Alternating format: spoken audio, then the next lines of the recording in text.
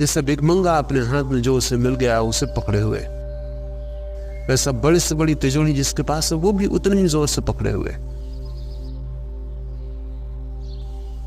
वो पकड़ एक सी है तो गरीबी एक सी। तो आपके पास धन तो है नहीं, किसी के पास नहीं, इसलिए मैंने कहा था कि आप धन छोड़ देना। जो नहीं है उसे आप छोड़ेंगे भी कैसे? मैं आपसे नहीं कहता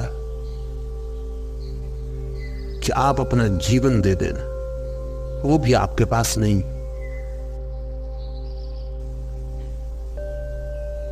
जिसका आपको पता ही नहीं है वो आपके पास कैसे हो सकता है?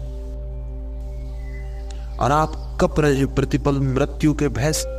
अगर आप जीवन ही होते तो आप मृत्यु से डरते क्यों?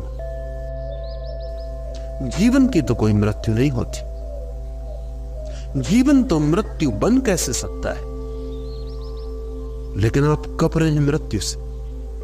प्रतिपल मौत आपको घेरे हुए, सब तरह से आप अपने को बचाने की कोशिश कर रहे हैं कि मैं मिट ना जाऊं, मर ना जाऊं, समाप्त ना हो जाऊं। जीवन भी आपके पास नहीं। इसलिए मैं आपसे ना कहूंगा कि जीवन दान कर दे, जो है ही नहीं उसका आप दान भी कैसे करेंगे?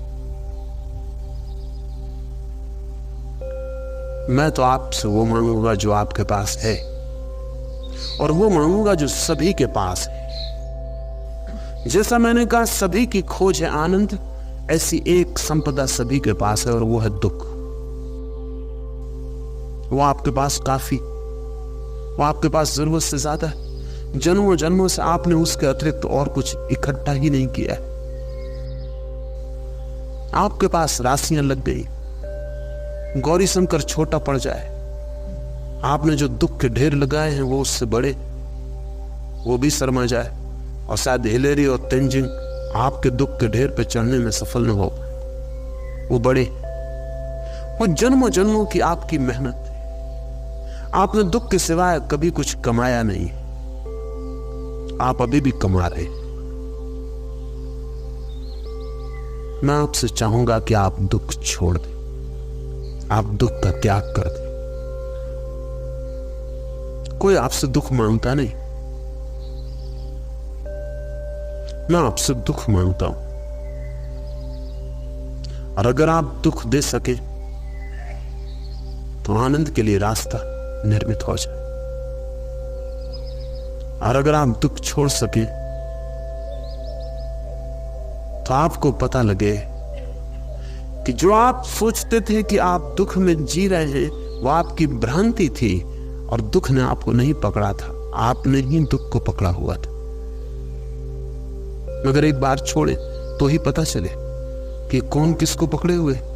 आप सदा यही पूछते रहते हैं दुख से कैसे छुटकारा हो। आपकी बातों से ऐसे लगता है जैसे दुख ने आपको पकड़ा है और छुटकारा चाहिए। अगर दुख आपको पकड़े हुए है तो फिर आप छूट ना पाएंगे। फिर पकड़ ही आपके हाथ में नहीं, दुख के हाथ में। फिर तो आप बेबस, असहाय, और जन्मों जन्मों से नहीं छूट पाए तो अब कैसे छूट जाइएगा? मैं आपसे कहता हूं दुख ने आपको नहीं पकड़ा हुआ है, आप दुख को पकड़े हुए। और अगर आप राजी हुए तो आपको ये समझ में आ जाएगा, न केवल समझ में बल्कि आप छोड़ के भी अनुभव कर लेंगे कि ये छूटता है। और जब आप दुख को छोड़ने की कला में कुशल हो जाते हैं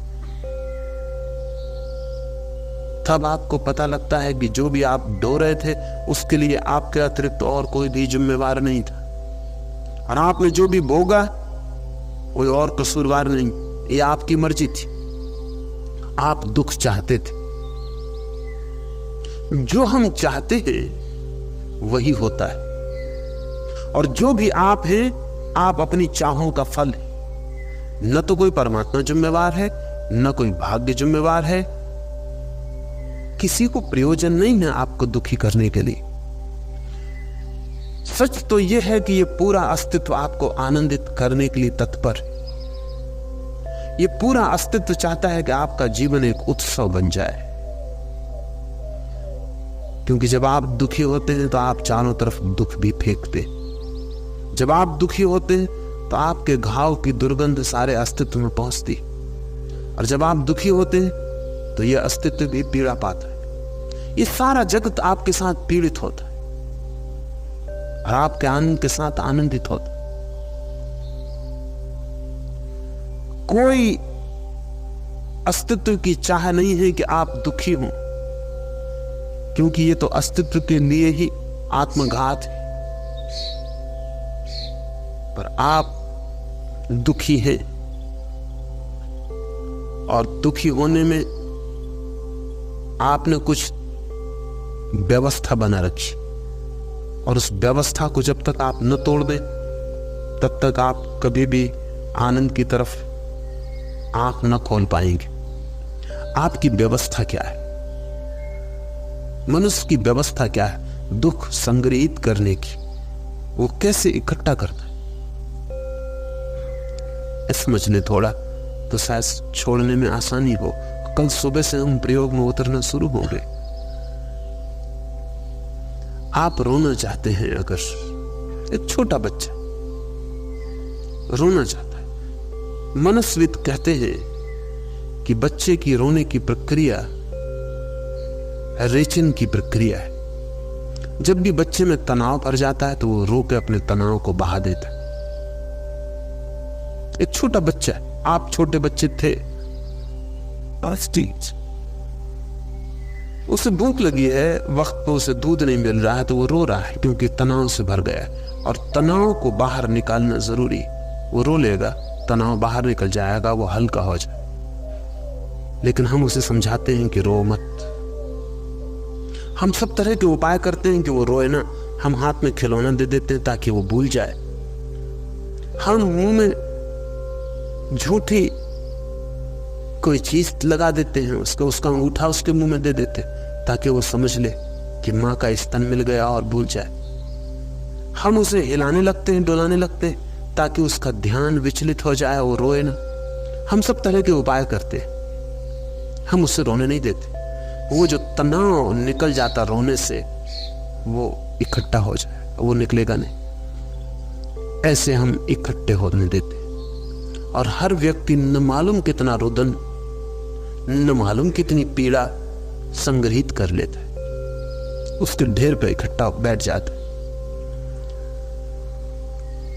आपने न मालूम कितने तनाव इकट्ठे कर लिए। न तो आप कभी दिल भर के रोए, न आप कभी दिल भर के हंसे। न रोने से रुक गया है कुछ, न हंसने से रुक गया है कुछ। न आपने कभी दिल भर के क्रोध किया है और न कभी दिल भर के क्षमा दी।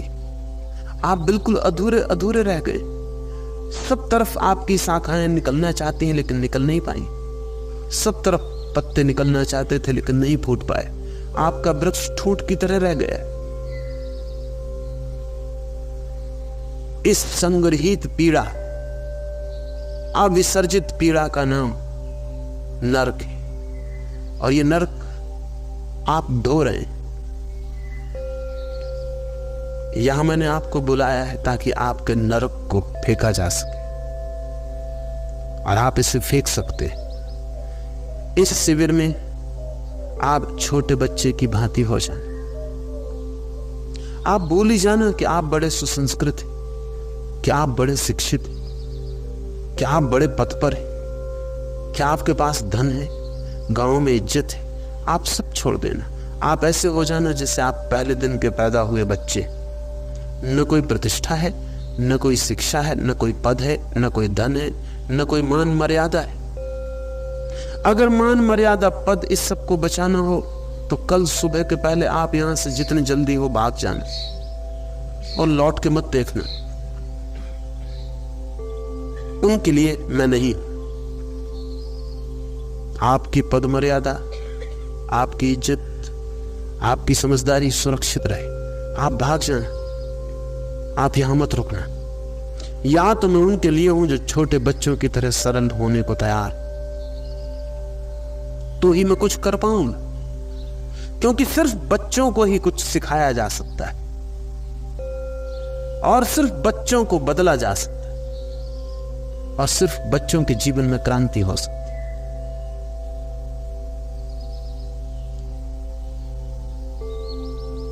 ध्यान के इन प्रयोगों में जो यहां चलेंगे, आपके हृदय में जो भी दुख हो उसे उलीच डालना, उसे बाहर फेंक देना। क्रोध हो उसे आकाश में उलीच देना, हिंसा हो उसे आकाश में उलीच देना। किसी पर हिंसा करनी नहीं है, खुले आकाश में विसर्जित कर देनी। दुख, पीड़ा, संताप जो भी भीतर हो उसे फेंक देना, उसे इतनी तरह से उलीचना जितनी तरह से आप में सामर्थ हो। सारी ताकत लगा देना कि भीतर जो भी दुख है वो प्रकट हो जाए। ये आप समझ लें कि दुख जब अचेतन में दब जाता है तो जब तक उसे प्रकट न किया जाए पुनः वो आपसे बाहर नहीं जाता, भीतर दबा रहता है। उसे प्रकट करे, उसे चेतन में ले आए। वो जो भीतर अंधेरे में दबा है उसे खींच लें बाहर, रोशनी में ले आए। कुछ चीजें रोशनी में मर जाती। वृक्ष की जड़ों को अगर आप खींच के रोशनी में ले आए वो मर जाएंगे, उनको अंधेरा चाहिए। अंधेरे में ही वो रहती, अंधेरे में ही उनका जीवन है। दुख का जीवन भी अंधेरे में जड़ों की भांति। आप उसे खींच के बाहर ले आए और आप पाएंगे कि मृत्यु हो गई उसकी। आप उसको भीतर दबाते जाएं, वो जन्मों जन्मों तक आपका सगा साथी रहेगा, संगी रहेगा। तो दुख को लाना है बाहर। एक बात और समझ लें, दुख को आप बाहर से ही भीतर ले गए, उसे कृपा करके बाहर ही वापस लौटा। दुख भीतर नहीं, दुख सब बाहर से ही भीतर ले जाया जाता। आप जब पैदा होते हैं आपका जो निज स्वभाव है वहां कोई दुख नहीं है, दुख बाहर से भीतर लाया जाता। एक आदमी है, उसने आपको गाली दे दी, आप दुखी हो गए, आप बाहर से गाली को भीतर ले आए। अब इस दुख को आप भीतर संभालेंगे, संजोएंगे, दबाएंगे, ये बढ़ेगा, फैलेगा, आपकी रग रग में, रोए रोए में जहर बन जाएगा, आप एक दुखी व्यक्तित्व हो जाएंगे। दुख हम बाहर से भीतर लाते, वो हमारा स्वभाव नहीं। इसीलिए कहता हूं कि दुख से मुक्त हुआ जा सकता है, क्योंकि स्वभाव से मुक्त नहीं हुआ जा सकता, केवल परभाव से मुक्त हुआ जा सकता है। जो अपना नहीं है उसी से हम मुक्त हो सकते हैं, जो अपना ही है उससे मुक्त होने का कोई मार्ग नहीं। दुख को बाहर उलीचना, इन आने वाले दिनों में जितना उलीच सके उलीचना, और जैसे जैसे उलीचेंगे उतनी उतनी समझ बढ़ेगी कि अजीब पागलपन था कि हम इसे संभाले थे, इसे तो सहजी फेंका जा सकता था, ये तो हमारे हाथ में था, लेकिन हम नाहक ही हाथ को रोके हुए थे। और दूसरी बात, जैसे जैसे दुख उलीचेंगे, बाहर से आया हुआ दुख जैसे बाहर वापस भेज दिया जाएगा, भीतर आपको आनंद की स्फुरना शुरू हो जाएगी। आनंद भीतर, उसे कोई बाहर से नहीं लाता, वो बाहर से नहीं आता, वो आपका स्वभाव है, वो आप है, वो आपके भीतर छिपा है, वो आपकी आत्मा है। अगर ये बाहर से इकट्ठा कचरा बाहर फेंक दिया जाए तो वो भीतर की आत्मा फैलने लगती, विस्तीर्ण होने लगती, उसकी रोशनी आपको दिखाई पड़ने लगती और आपको उसका नाद सुनाई पड़ने लगता और आप एक भीतर के संगीत में डूबने लगते। लेकिन ये होगा तभी जब आप बाहर का कचरा बाहर फेंक दें, ताकि भीतर आकाश निर्मित हो जाए, जगह बने, उस जगह में भीतर जो छिपा है वो फैल सके। दुख को बाहर फेंकना ताकि आनंद भीतर से फैलने लगे, और जब आनंद भीतर से फैलने लगे तो दूसरी बात और भी समझ लेनी जरूरी है, दुख को अगर दबाएं तो बढ़ता है, दुख को अगर दबाएं तो बढ़ता है, दुख को अगर प्रकट करें तो घटता है। आनंद बिल्कुल उल्टा है, आनंद को अगर दबाएं तो घटता है, आनंद को अगर प्रकट करें तो बढ़ता है। तो पहले तो दुख को फेंकना, क्योंकि वो फेंकने से घटता है, उसको दबाना मत, क्योंकि वो दबाने से बढ़ता है।